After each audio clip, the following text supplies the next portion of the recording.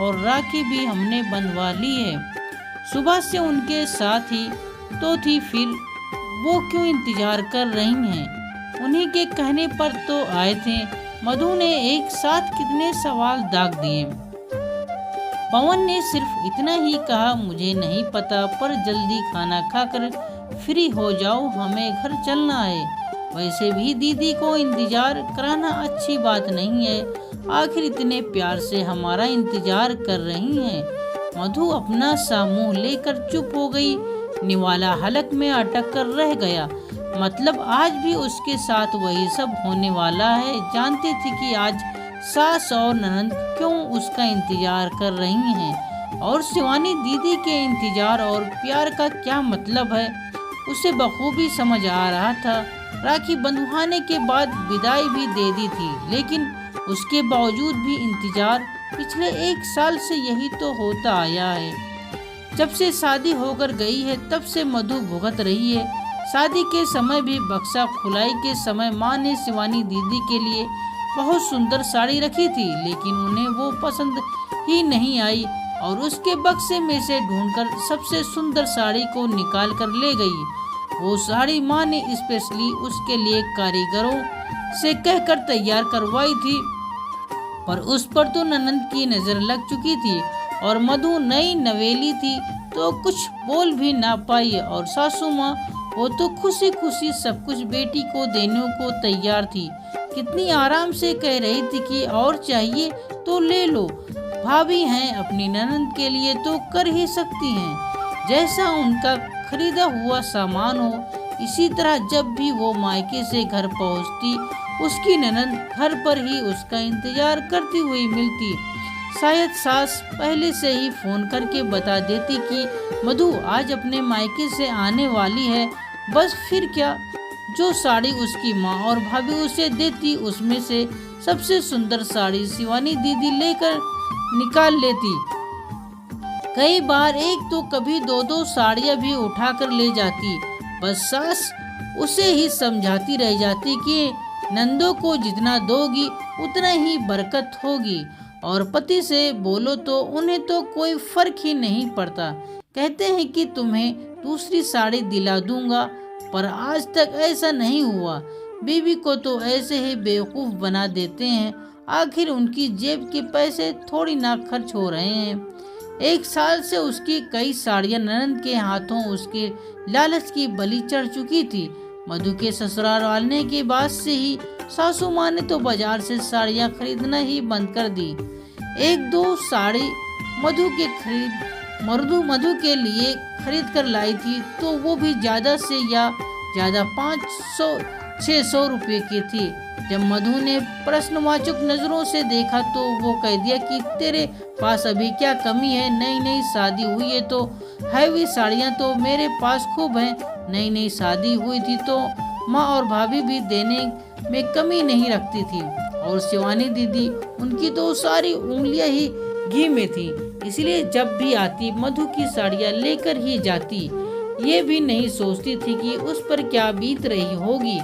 मधु और पवन ने फटाफट अपना खाना खत्म किया और इधर माँ ने अपनी तरफ से 5 साड़ियाँ विदाई में दी। साथ ही भाभी ने भी साड़ी दी। सारी साड़ियाँ उसकी पसंद की थी, जो अभी पिछले सप्ताह ही वो आकर माँ के साथ बाजार जाकर खरीद कर लाई थी। खासकर वो पीली साड़ी माँ ने स्पेशल ऑर्डर देकर बनवाई थी, पूरे 5000 की थी। पता नहीं क्यों मधु से मन में धक धक मची हुई थी। आज यही साड़ी भेंट चढ़ने वाली है। कार में बैठी बैठी उसके मन में यही उधेड़ बुन चल रही थी। घर आते आते आखिरकार मन ही मन कुछ फैसला लिया और सारा सामान लेकर अंदर गई। देखा तो ननंद वही हॉल में सोफे पर बैठी उसका इंतजार कर रही है। उनकी आवाज सुनकर सासू माँ भी दौड़ी चली आई। अरे तुम आ गए, कितनी देर हो गई तुम्हारा इंतजार करते हुए। घर से कितने कॉल तो आ चुके हैं। यह नंदे भी ना पता नहीं क्यों मेरा इंतजार कर रही हैं। ननंद ने मधु के बैग की तरफ लालच से देखते हुए कहा। इतने में सासू माँ भी बोली, ला बहू दिखा तो सही, तेरी मम्मी ने इस बार कैसी साड़ियाँ दी है। मधु ने पवन की तरफ देखा। पवन ने भी इशारे से उसे बैग खोलकर साड़ियाँ दिखाने के लिए कह दिया। आखिर मन मार कर मधु को बैग खोलकर साड़ियाँ दिखानी पड़ी। ननद अभी भी ललचाई नजरों से एक एक साड़ी को फटाफट उठाकर देख रही थी। इतने में वो पीली साड़ी उनके हाथ लगी। उसे देखते ही वो जोर से चिल्लाई, हाय मम्मी, ये साड़ी कितनी सुंदर है, मेरा फेवरेट कलर है, मैं तो यही साड़ी लूंगी। उनकी बात सुनते ही मधु का दिल धक से रह गया। हाँ हाँ बेटा, सब कुछ तेरा ही तो है, रख ले। अब राखी के दिन थोड़े ही ना तेरे भैया भाभी तुझे मना करेंगे। सास ने भी चाशनी में लपेट कर अपने शब्द बोल दिए। मधु ने पवन की तरफ आशा भरी नजरों से देखा तो पति भी नजरें नीची कर सोफे पर एक तरफ जाकर बैठ गए। इधर शिवानी दीदी वो साड़ी अपने बैग में रखने को ही थी कि इतने में मधु ने उनके हाथ से वो साड़ी कहते हुए ले ली।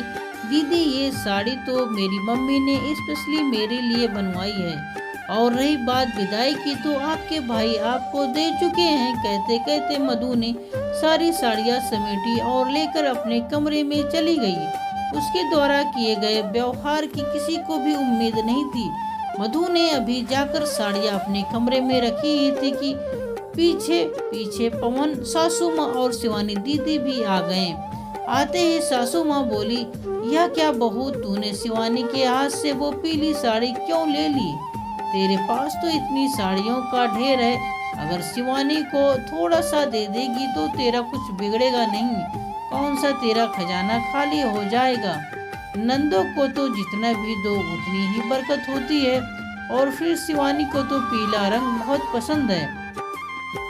कब से बैठी तेरा इंतजार कर रही है कि तुझसे ही साड़ी लेकर जाएगी, वरना हमारे पास क्या कमी है।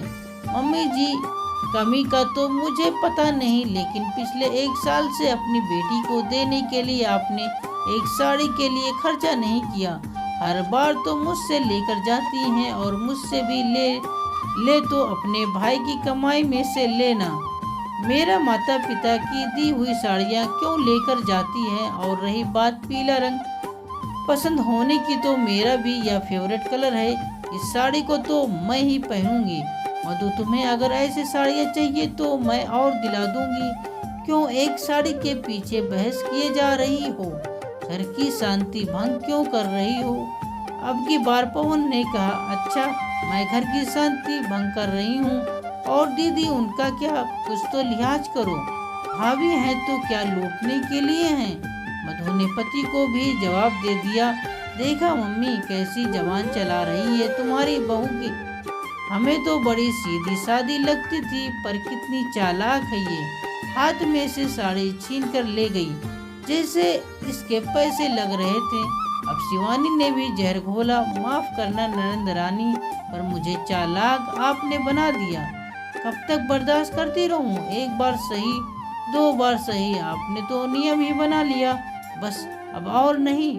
मैं अपने मम्मी पापा की दी हुई कोई चीज आपको नहीं दूंगी। उन्होंने मेरे लिए खर्चा करके ये साड़ियाँ दी है। आपको चाहिए तो अपने भाई और माँ से कहिए, वो भी अपनी जेब से कुछ पैसे लगाकर आपको दें। मेरे मायके में सामान मुफ्त में नहीं आता, मेरी साड़ियाँ भी फ्री की नहीं है। आखिरकार मधु का ये रूप देखकर आगे किसी से कुछ कहने की हिम्मत नहीं हुई। कुछ दिनों तक किसी ने मधु से बात नहीं की। सबने ये सोचा था कि मधु माफी मांगेगी, पर मधु ने ऐसा कुछ नहीं किया। धीरे धीरे सबको समझ आ गया कि अब वह भी झुकने को तैयार नहीं है। आगे से कोई भी मधु के माता पिता की दी हुई साड़ियों पर नजर नहीं रखता। दोस्तों, ये कहानी आप सबको कैसी लगी? अच्छी लगी तो हमारे चैनल को लाइक और सब्सक्राइब जरूर करें, और बेल नोटिफिकेशन को ऑल कर दें ताकि अगली कहानी की वीडियो आप तक तुरंत पहुंचे। पूरी कहानी सुनने के लिए आप सबको बहुत